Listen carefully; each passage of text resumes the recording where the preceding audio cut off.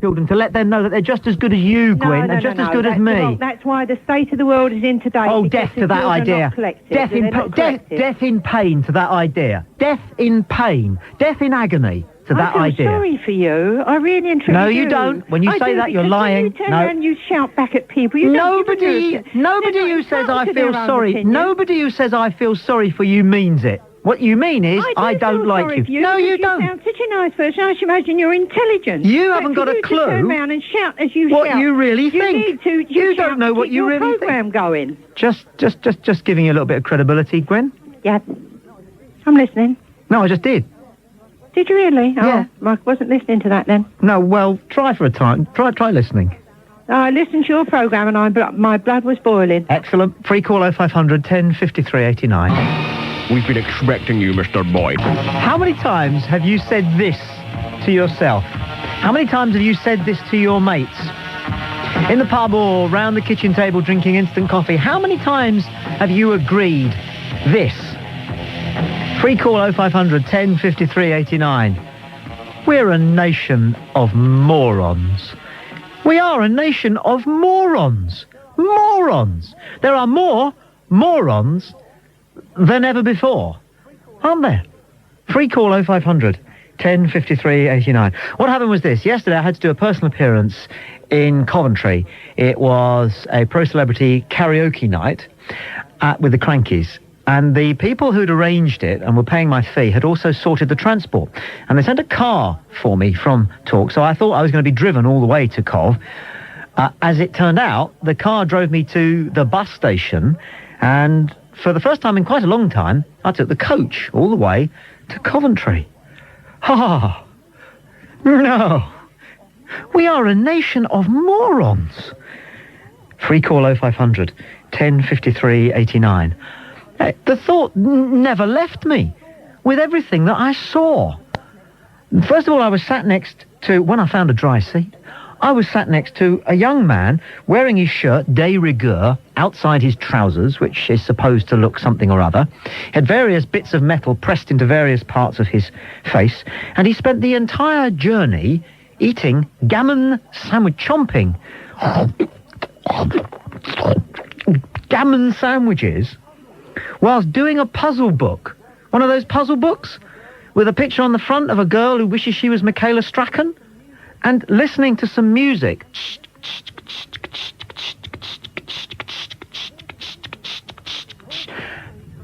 Pausing only from chomping on the gammon sandwiches to mutter to himself, "Wicked." Oh, and kept using a Sinex. It was just astonishing, but it wasn't just him. It wasn't just him. The whole of the huge slice of humanity that I was encapsulated with, imprisoned with, for 2.5 hours. I'm sorry.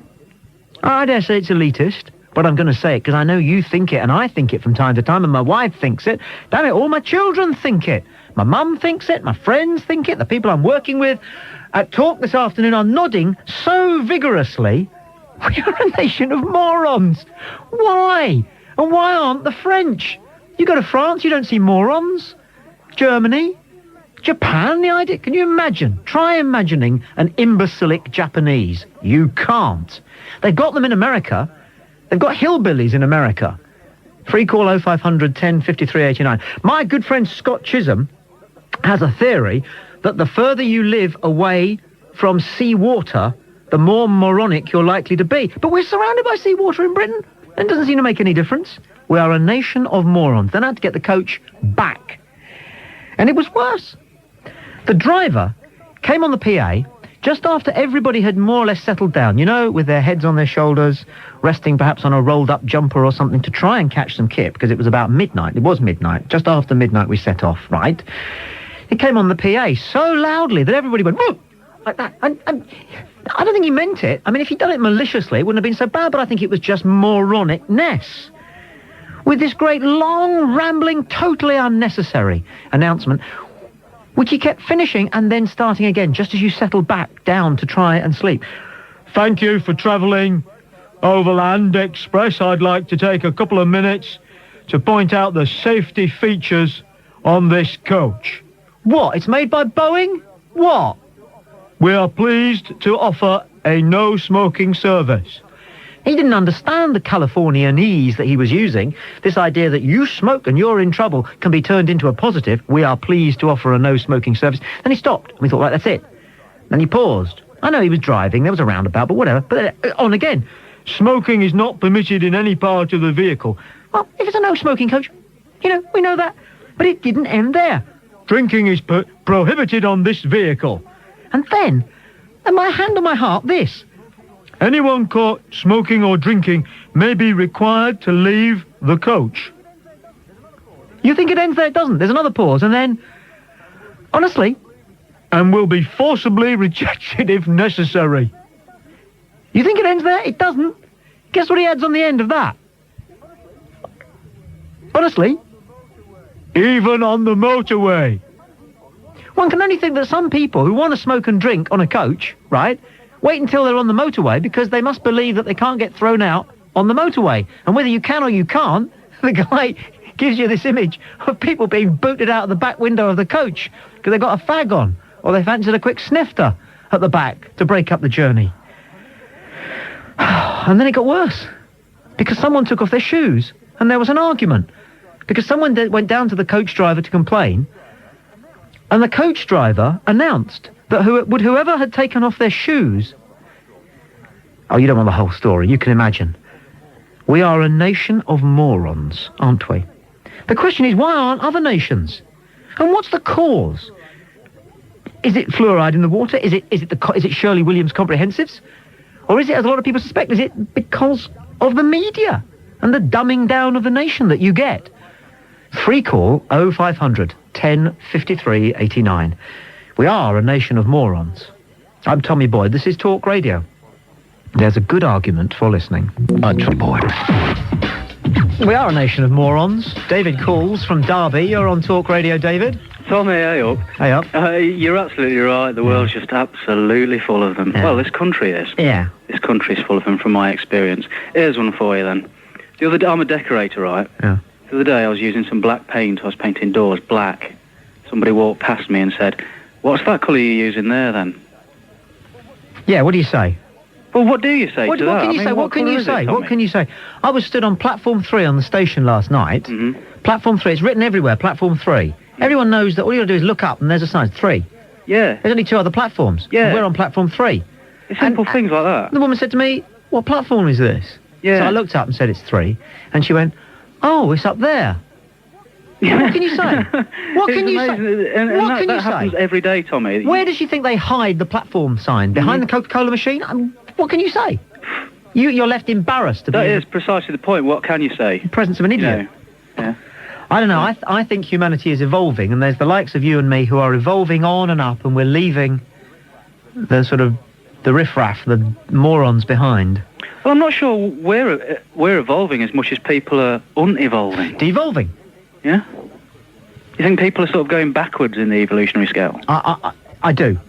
I think you're right. I think... Now, this is an interesting idea, isn't it? Why are they doing this? Well, because we've wrapped them in cotton wool and look after them and pay their way and teach them how to make basic food, stuffs like omelettes, then they don't have to fend for themselves. This is it. So you don't have this thing, the survival of the fittest, That's right. Yeah. as a factor any longer. Nail on the head, Tommy, yeah. So in actual fact, we as human beings in a state of homeostasis are necessarily striving. But if some of us cease to strive, we evolve backwards. Yeah. We're not hunter-gatherers now, we're supermarket shoppers, is that what you mean? Yeah. We're plankton, Yeah, aren't we? absolutely. Well, some of us are. Dead right.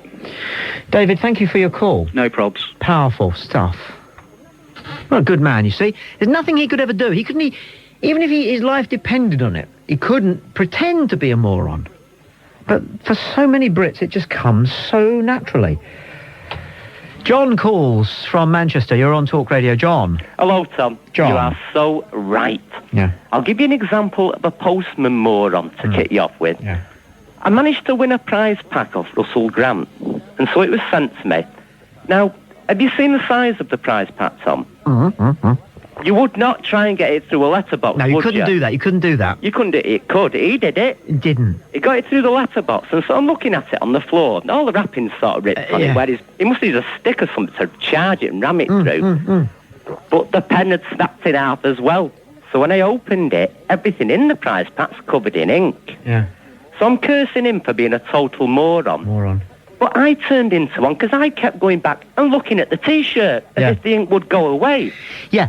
I must have looked at it 5 times and say, it'll go away if I look again. That's a very interesting point, because if I've lost something like my keys, right? Yeah. I'll go and look and see if they're on this little shelf by the oven in the kitchen, where they sometimes are, right?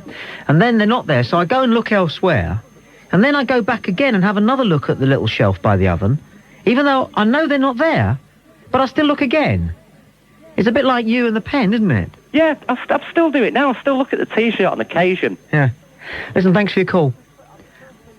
I think I was first alerted to the possibility that there are morons when years ago worked at another place of broadcast, and the man on the door telephoned me at home one afternoon, and he said, "Hello, Tom."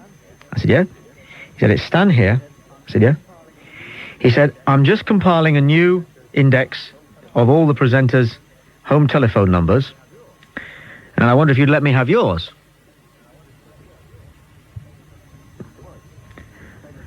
I said, "Well, it's the same as the number you've just rung." And he went, "Right. Good. All right. Lovely. Thanks then. Bye." I put the phone down. And when I saw him next, you see, and this is the point, could I say to him, "Hey, that was a good wheeze," or "Oops, that was a bit daft"? So I approached him cautiously, but went past and said, "Evening," and he went, "Oh, evening, Tom." And that was it. And I never brought it up, because I wouldn't have known what to say. Free call 0500 10 53 89. We're a nation of morons. Where's it going to end? Stuart in Middlesex, are you there? Hello, Tommy. Got a hum on the line, so you'll have to be quick, but I can't wait to hear what you've got to say. Okay, so it's an honour to talk to you. The reason we're a nation of morons is because of our sense of humour. It's like the Basil Fawlty factor. Like we're all a bunch of eccentrics living on the edge. You know, we're inventors. We came up with democracy and law and all the rest of it. And it gets back to what you were talking about with Darwin and evolution. And so, obviously, when you've got the cream, you've got to have the bottom as well, haven't you? So the morons is all to do with humour. And that's who we sort of poke fun at. And, is it because we don't have any plagues or wars any longer? Well, life's a lot more stable, isn't it? Well, yeah, exactly. I mean, I'm sat here looking out on a bowling green of everyone playing bowls and croquet to the left of me. Yes. And, yeah, I mean, we're very civilised. It's the English are very civilised. But there are no threats. So, the eccentric become morons, don't they? Nothing threatens the moron. No, they'll go on forever. There's no threat. They don't have to try any longer because they're looked after, and we're never going to send them away to fight in mud or risk inhaling next to somebody who's already infected. Yeah, Thank goodness. I'm not so sure about that. I'm not. Not so sure about what? I'm not so sure whether we don't need a quick war. I'm not so sure. Well, I don't know. I mean, you'll still have morons at the end of it anyway, wouldn't you? But not so many. You would, wouldn't you? Thanks for your call. Free call 0500 10 53 89. We are turning into... No, we are already a nation of morons. Why? Why don't you see morons? You don't get sat next to by a moron if you're on a bus going down the Champs-Élysées or up the Wilhelm Kaiser Strasse or in Washington. You don't. What is it? Is it the media? Can't be the media. They've got media everywhere else and they haven't got morons. Is it the fluoride in the water? Or comprehensive education? What? Free call 0500 10 53 89. I'm Tommy Boyd. This is Talk Radio. There's a good argument for listening. Time to poison the water hole. Cutting edge. Tommy Boyd sucks less. You know, I don't want to bring this up, but you've been treating a lot of people with a lot of disrespect. Okay, the subject we're kicking around is this. Are we or are we not? And the answer is we are. A nation of morons. How about this? 10 minutes ago, we broadcast a call from John in Manchester who said he'd won a Talk Radio prize pack, which is quite large, and his postman was moronic enough to push it through his letterbox and break everything inside it. Right. So, Our promotions team came hurtling through and said, not to worry, we'll send him another one by exactly the same method.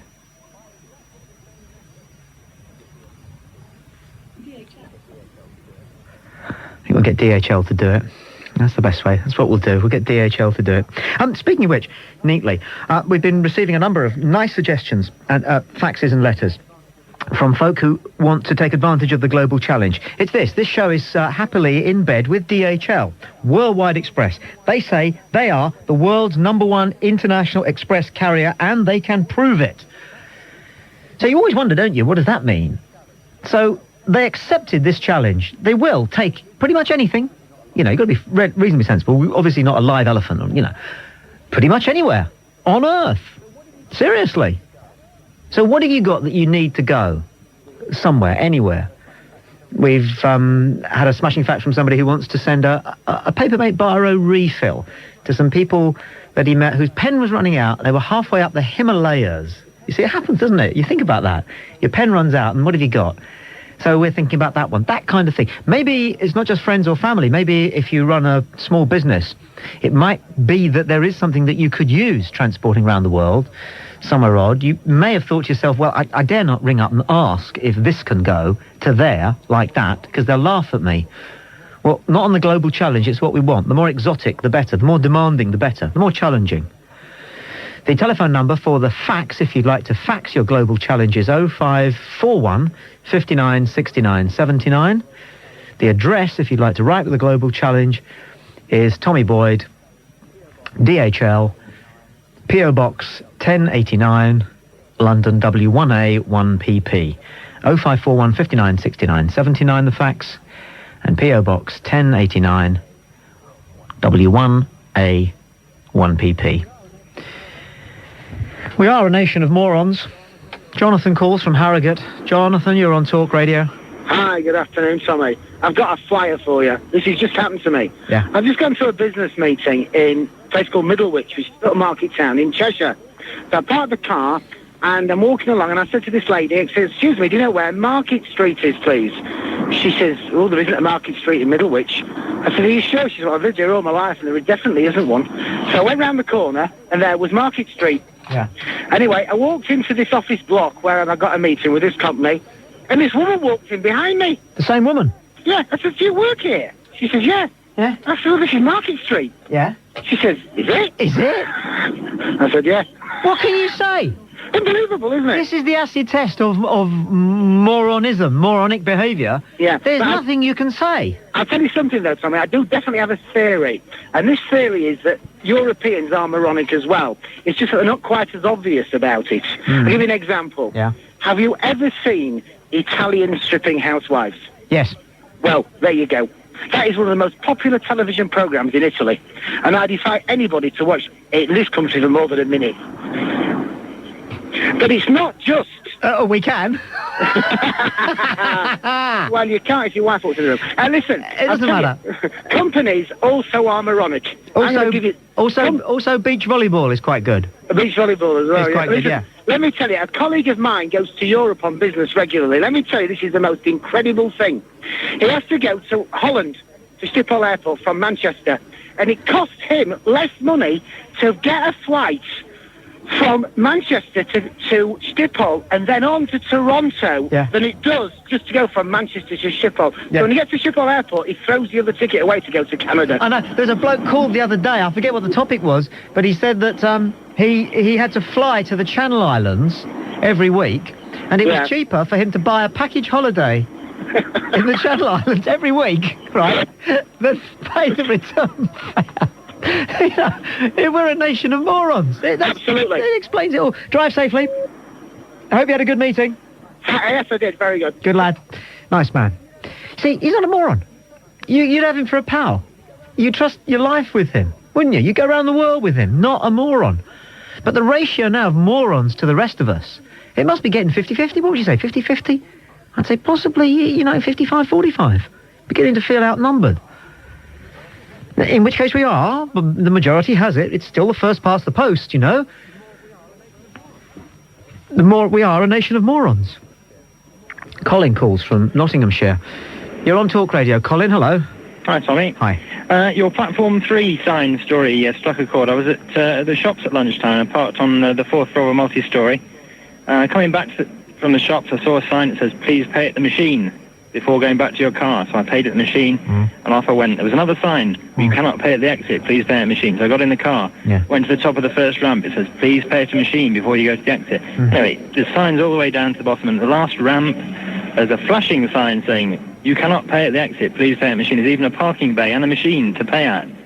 And I was thinking the queue's moving awfully slowly. And of course, someone had flashing lights had parked in one of the bays. Absolutely. They had to go back and pay at the machine. And you're all backed up to the all second backed floor. Up the ramps. Yeah, moron. Complete moron. Except the only problem is I've done it as well in the past. So maybe I'm a moron too. I don't know. No, in your case, it's an oversight. Well, yeah, I think you can walk around on automatic pilot. Yeah. And I think you can appear a moron. No. Anybody who can go on to automatic pilot, this is the point, they can come back hands-on.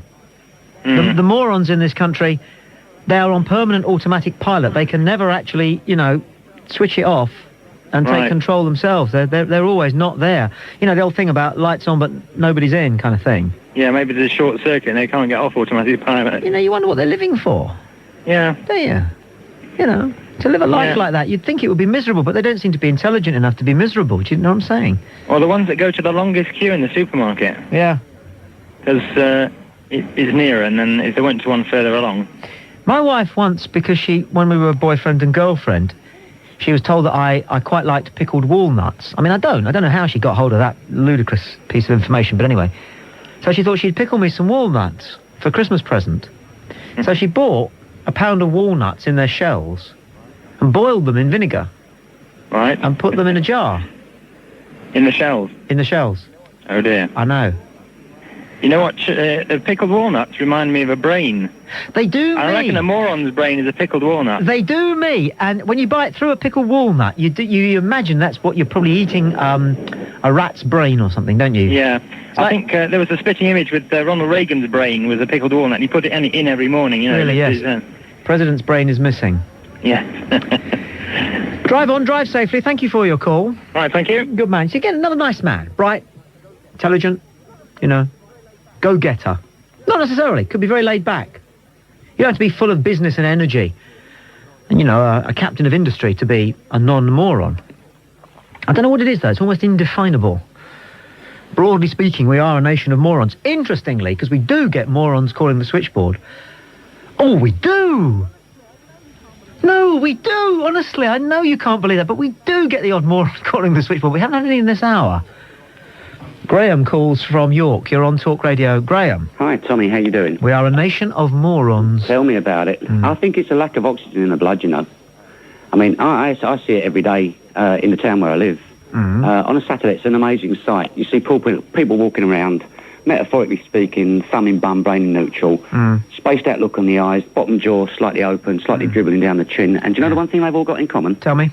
They're all car drivers. Yes. And it's like that lack of oxygen, because you don't get no oxygen, like, from when you're driving a car and you're breathing on other people's nonsense and stuff. It scrambles your brain. Yeah, no, this is very interesting. And I sold my car about 8 years ago. And I've walked and cycled every day since. And do you know something I've got in my bloodstream now? Oxygen. Oxygen. And I woke up, and I got a funny feeling that perhaps if people could, feed the brain a bit more with what it's supposed to have, all right, I think they might sort of come around a bit. Well, a well-known phrase which substitutes for moron in America is mouth breather. Right. They call them mouth breathers in America. Oh, right. Now, it could be that you're onto something here. It could be that you get less oxygen into your system if you breathe through your mouth. I didn't know that. No, I'm not saying you do. I'm just saying it's possible. Is what drives you to breathe through your mouth. Yeah. We don't know. It's chicken and an egg. Yeah, right. Isn't it? Yeah. What I'm saying is that you could be onto something. Well, I mean, I think I must admit, I feel personally sort of more aware and more on the ball now that I don't drive than I did when I did drive. Yes. I'm not so tired anymore, and I don't sleep so much. And, you know, and I'm a bit fitter. And when I see the long queues of cars all trying to go into the multi-storey car park, a bit like your previous caller was saying. Yes. And they just sit there spaced out, and even when the gate goes up, it doesn't register. And then they get out into the multi-storey car park, which of course is full of crap anyway. Yes. By the time they hit the streets, you know, they're just looking around with their head sort of slightly up in there and the bottom jaw slightly open, and they're dribbling a bit. And I think they've forgotten what they came to town for. Graham, thank you for your call. Free call 0500 10 53 89. Do you have to wait until somebody talks to you before you suspect they're a moron? No. No. If you're not a moron, you can spot a moron at about 100 paces, almost. There is a way of walking and a way of holding your head and something to do with what you're wearing and what you're carrying that can, bang, look, moron, quick. Say nothing, act casual. David calls from North London. You're on Talk Radio. David, good afternoon. Oh, hi, Tommy. Can I start with an example? This is quite an amazing one. I used to work in a shop which is a tennis specialist, and we had lots and lots of tennis rackets. And after a couple of years, I was sort of promoted, and I worked there on my own without anyone else, and we used to get many customers walking in, and something I heard regularly, maybe once a month, people would come in and say, do you know anything about tennis rackets? After a few months, I thought of an answer. I said, well, would you say that to your solicitor? Do you know anything about the law? Yeah. I'm like, oh, cheeky sods. Yeah. But, you know, that's the sort of thing that I have seen. And these are richer people. This was in a very posh area, but even they can be morons at times. Every night when I get into my train, because time is tight, I only get to my train, which pulls out of a terminus, you see, so it's sitting there waiting with about 90 seconds to go, okay? Yeah. So often I get on the train not having checked the board, but it usually goes from the same platform, so I'm okay. Yeah. But I'll invariably say to somebody in the carriage, excuse me, is this the such and such train?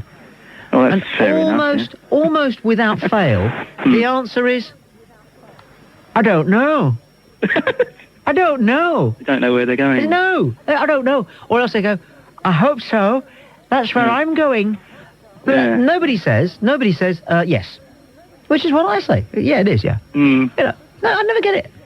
Not quite all there, are they? Now, with trains, I think it's something to do with the electromagnetic field which surrounds the train. You think people can change? They can be all right in some environments and not in others?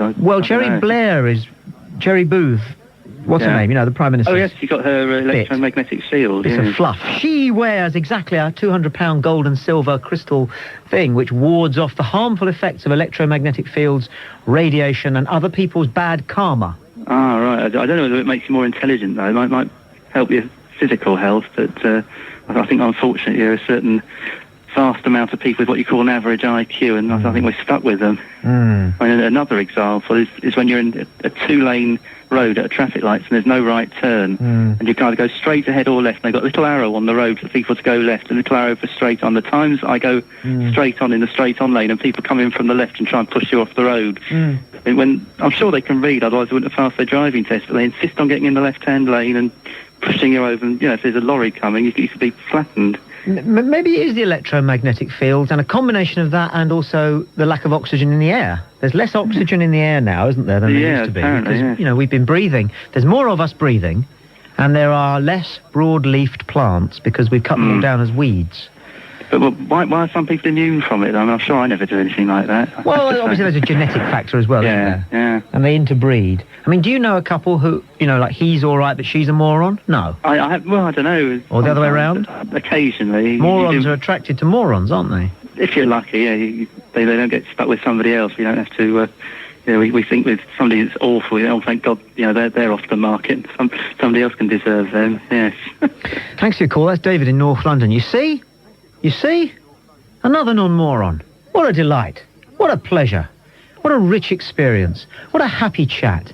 You, good listener, could have sat down, couldn't you, comfortably, with all the callers to this hour, round your kitchen table, and joined in happily because you're not a moron. But how many times have you said, just this week, my God, we're a nation of morons. We are a nation of morons. Free call 0500 10 53 89. Ruth gets in on the act from Cornwall. Hi, Tommy. Hi, glad you rang. My deputy head teacher is a moron. Steady, let's not identify you. Okay. Probably libelous. Or else I'll get expelled. Oh, well, it's slightly tongue-in-cheek, surely. Yeah. I'll tell you what happened. I was walking down the corridor and I just had PE. Yeah.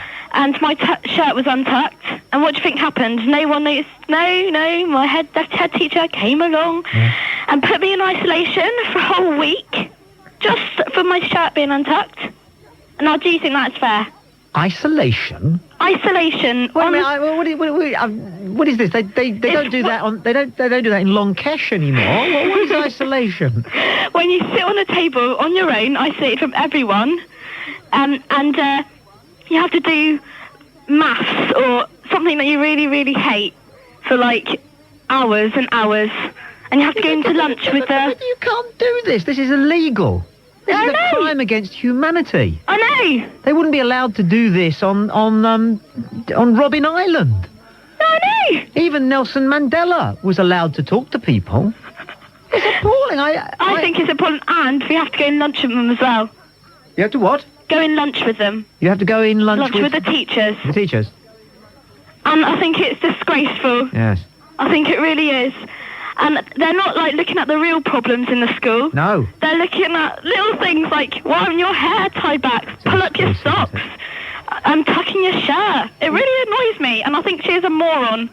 Well, I'm glad you got it off your chest. Thank you. Not at all. have a nice summer holiday, won't you? Yeah, I'm not doing very much of summer holiday. Do you think I could come and run your show, yeah? Drop me a line. You never know. You never know. You never know, yeah. Okay. Thanks for your call. Bye. What a nice lady. Free call 0500 10 53 89. To Andrew, who calls from Cheshire. You're on Talk Radio, Andrew. Hey, Tommy, all right, mate? We are a nation of morons.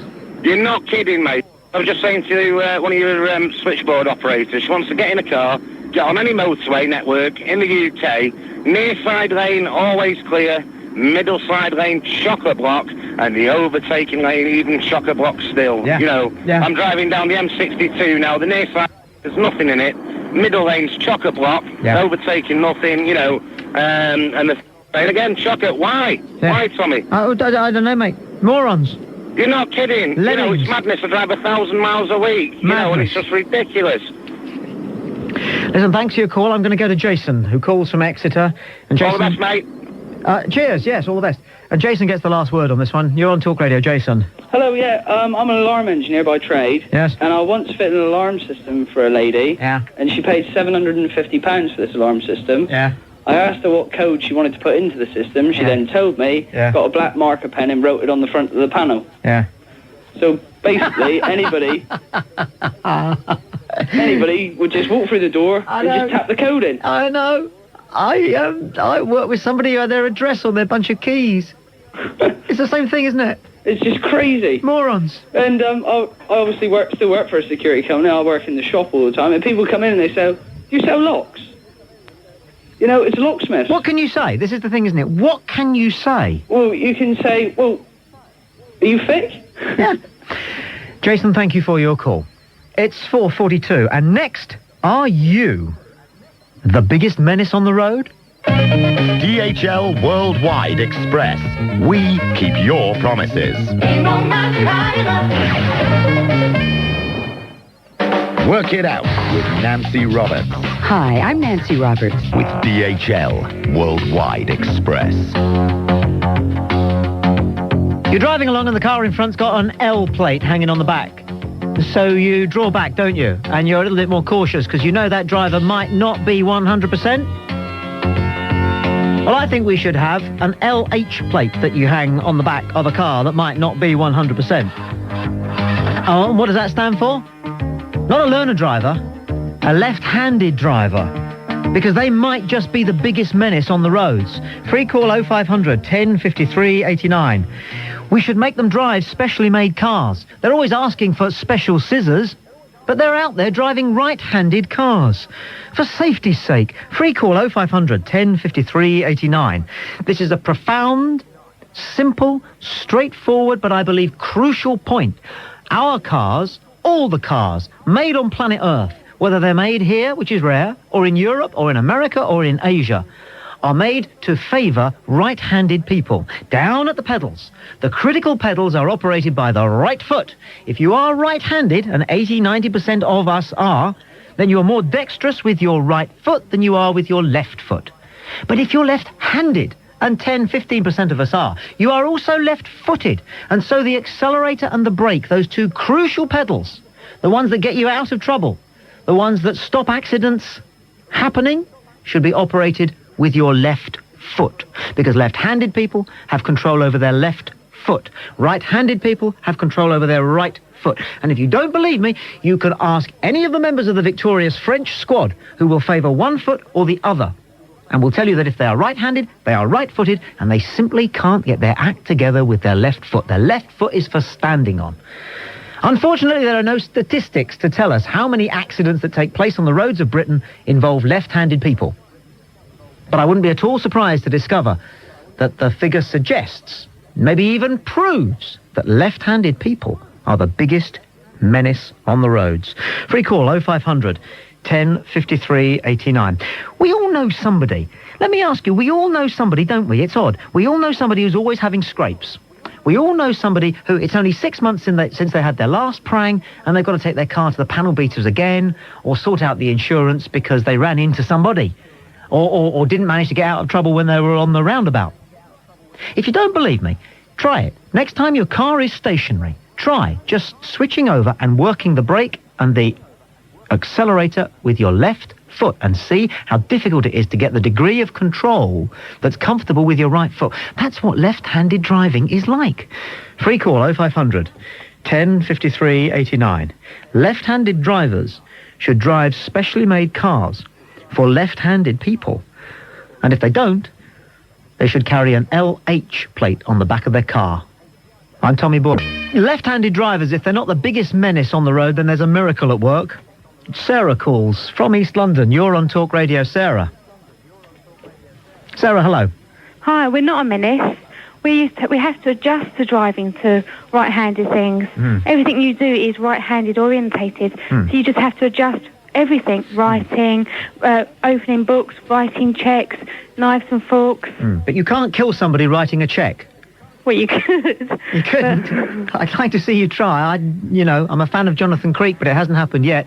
But you have to adjust, when you have driving lessons, you learn. But it's not as easy. It's the same with everything. It's not as easy to drive a right-handed car if you're a left-handed person, is it? It can't be. So you must be more of a liability. No, we're not a liability, not at all. But you must be. Just using logic. Forget your instincts. Forget your hopes and dreams. You must be potentially more dangerous than right-handed drivers because the car you're driving is designed for right-handed people. Yeah, I agree it's designed for right-handed people, but what is designed in this world for left-handed people? You say about left-handed scissors. Do you know how hard it is to get a pair of left-handed scissors? Okay, well in that case then... You get used to using right-handed scissors. Until we make left-handed cars, I'd have you all off the road. No, that's very biased. It isn't biased, it's sensible. No, that's a very biased view because we're the ones who are left out here. Look, if somebody's a drunk driver, all right, banning them from driving isn't bias, is it? It's just a way of making the roads a safer place. Yeah. Yeah. But then that's because he's drinking and that's something that he does himself. It's not our fault we're born using our left hand as our dominant hand. I agree, and that's why there should be left-handed cars. Oh, I for agree, you but to it doesn't drive. make us dangerous drivers. It's quite possible.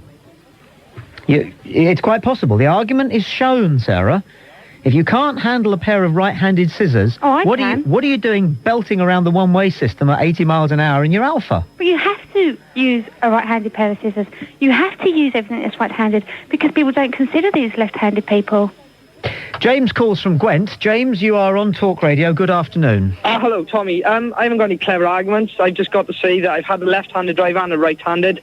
I've been able to handle both equally well. I've never had a crash. And I don't see what your problem is, really. My problem is people like you who don't understand what a left-handed car is, because you can't get them. No, that's right, you can't. The pedals are still the same way round. Yes. But you're forgetting, you see, Tommy, left-handed people are more intelligent than right-handed, so I don't think you should patronise me by telling me I don't know what I'm on about. Intelligence, all right? Yes. And dexterity are not necessarily related. And that is to bless your remark with some kind of credibility, which it doesn't deserve, because it was cheap, shallow, and an easy shot. Can't be proven, and doesn't help the argument. I think you're having an easy shot at left-handed people, mate. You're left-handed, okay? Yeah. And you're left-footed? That's correct. How do you know you're left-footed? because that's the foot I use the clutch with. And I'm quite good at it as well, actually. No, I didn't get it. I'm a bit worried about left-handed people. Maybe they shouldn't be allowed on the roads, not just because they're driving right-handed cars, but also because they can't quite keep up with anything else. I'm gonna down on left-handed people at all. I'm just making a serious, simple, and entirely original point about the fact that cars are, tragically, designed only for right-handed people. I can't take a corner with my left foot.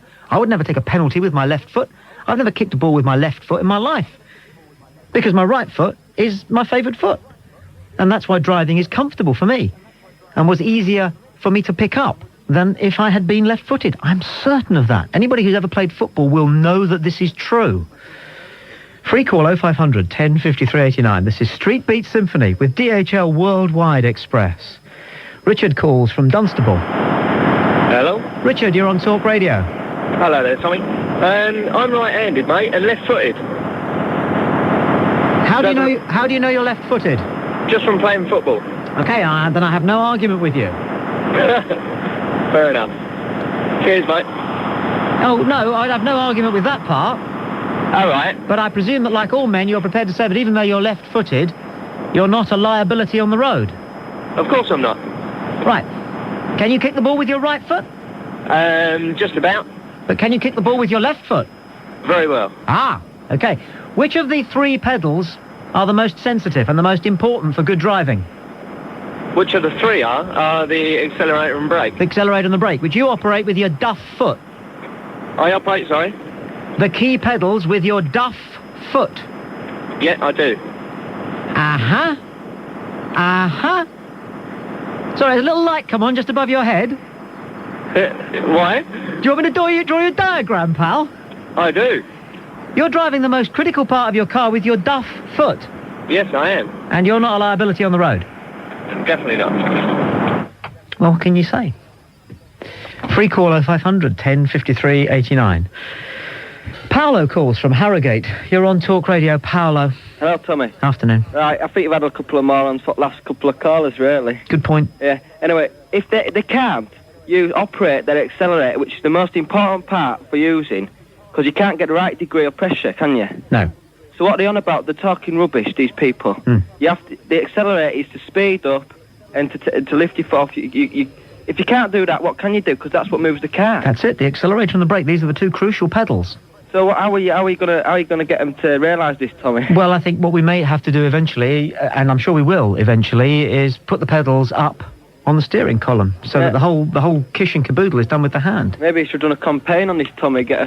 Because, like, I know a few people left-handers that have been in crashes. I'd love to see the statistics. If only they asked, when you had to fill in an insurance form, are you right-handed or left-handed? Yeah, you with that'd me? be good, actually, because then they should have these number plates, LH, on the back. So then the person in front knows what to expect. Or you should have it printed on your driving licence, cack-handed. Oh, sorry. They'll know as well.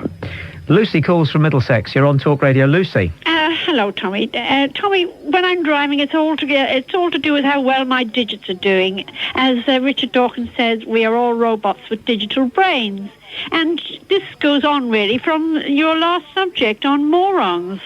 I mean, what do you do with right-handed morons? And what do you do when you get on the continent and you drive on the other side of the road? Do you drive? I do. How frightening. Lionel calls from Bristol. You're on Talk Radio. Lionel, good afternoon to you. Good afternoon. Just 3 questions. Where is the ashtray in a British car? The ashtray? Yes. I don't know. Left-hand side of the steering wheel. Okay. Where's the radio? On the left-hand side of the steering wheel. Agreed. Where's the most important control in the car? The clutch for the left foot. Yes. So, I would imagine that cars favour left-footed and left-handed drivers more than right-handed drivers. Yeah, but not many people crash their car because they can't operate the radio properly. No, but quite a lot of people crash the car because they can't use a clutch properly. Oh, damn sight more people crash their car because they can't use the brake properly. Not so. Oh, definitely so, definitely so. You don't know much about driving. Well, I've been a driving instructor for 17 years. Yeah, that's my point then. There you are, made for me. Thank you. No, the intellectual bully strikes again, doesn't he, Tommy? Yeah, and strikes right to the heart, huh? Not as well as you think you are. You haven't thought your subject out. Go and get a packet of fags. No, thanks, I don't smoke. Well, how do you know where the ashtray is then? What? Because that's where I keep my spare change.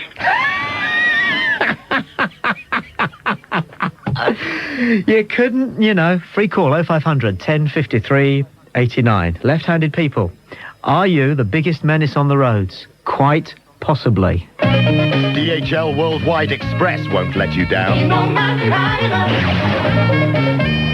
Tomorrow, 3 from 2, 3, 5, something like that. Stand by with Peter Dealey. Don't forget to subscribe and like. Comment too if you wish. Even slap your legs and make a purchase from Ann Summers. But don't do nothing.